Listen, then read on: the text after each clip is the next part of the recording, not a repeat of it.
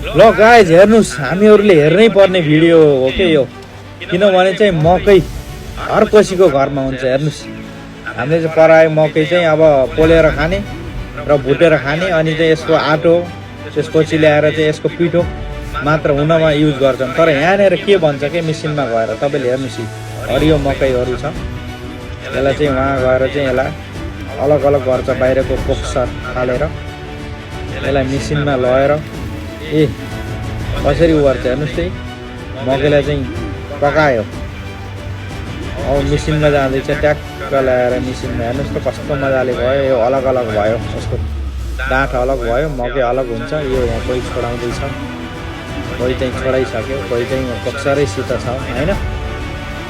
अब हेर्नुहोस् न, किनभने हामीले यस्तो कुराहरू हेर्नुपर्छ कि जो हाम्रो घरमा हुन्छ त्यो कुराहरू चाहिँ हामीले हेर्नुपर्ने हुन्छ कि।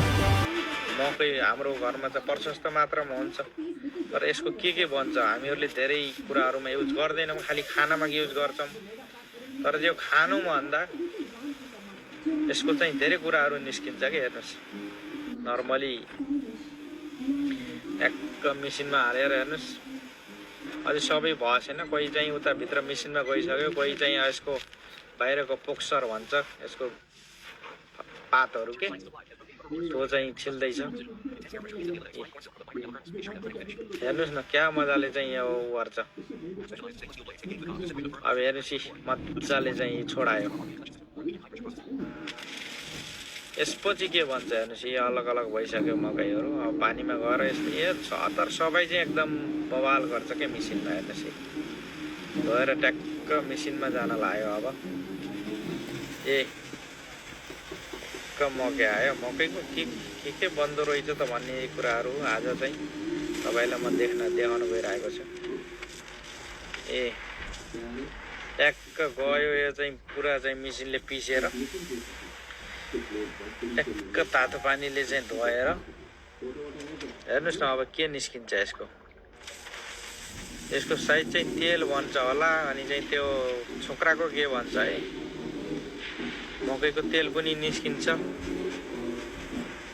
अब मकैको जुस चाहिँ मिठो हुन्न होला, मकै जुस त निक्लिँदैन होला होइन। यस मेसिनमा भित्र गइरहेको छ अनेक किसिमको चाहिँ एकदम डाइटको तरिकाले चाहिँ यो दाना पनि हुन्छ यसबाट।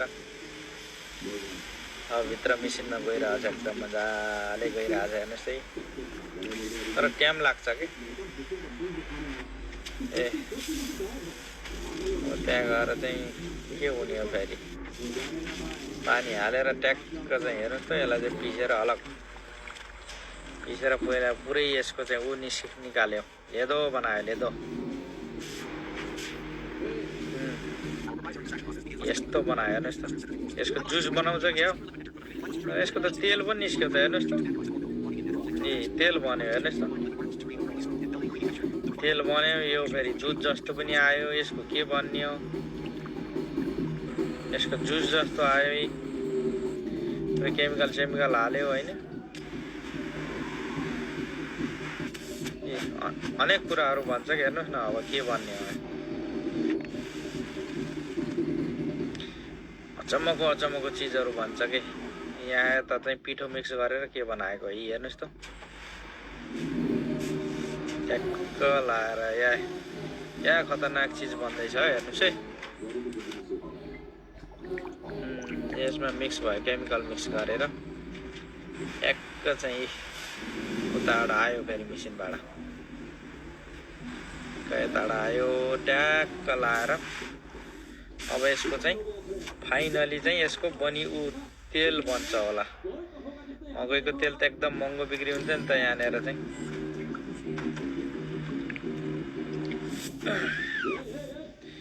अझै पनि मिक्स गर्दैछ, कोही मिक्स गर्दैछ, कोही तेल निकाल्दैछ, अनेक किसिमको हुन्छ यहाँनिरै टेस्टको लागि पठाउँदैछ। यहाँनिर अब पिठो मिक्स गरेर के बनाउनु खोज्यो, खोइ धेरै कुराहरू बनाउनु खोज्यो हो क्या हो, अचम्मको कुराहरू बनाउनु खोजेको छ।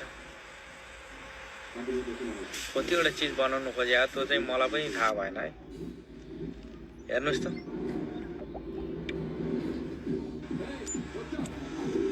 ल फाइनली अब चाहिँ लगभग तेल बनिसक्यो होला है गाजी।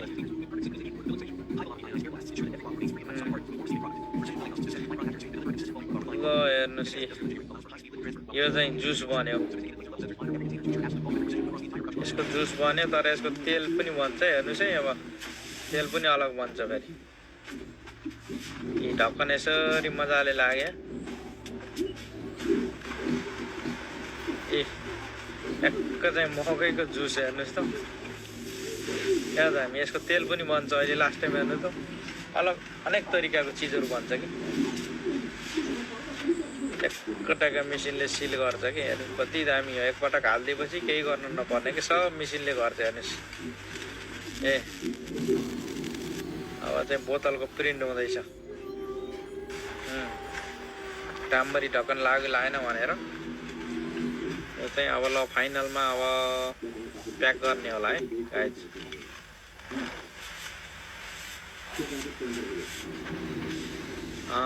ल भयो ल फाइनल भयो गाइज अब चाहिँ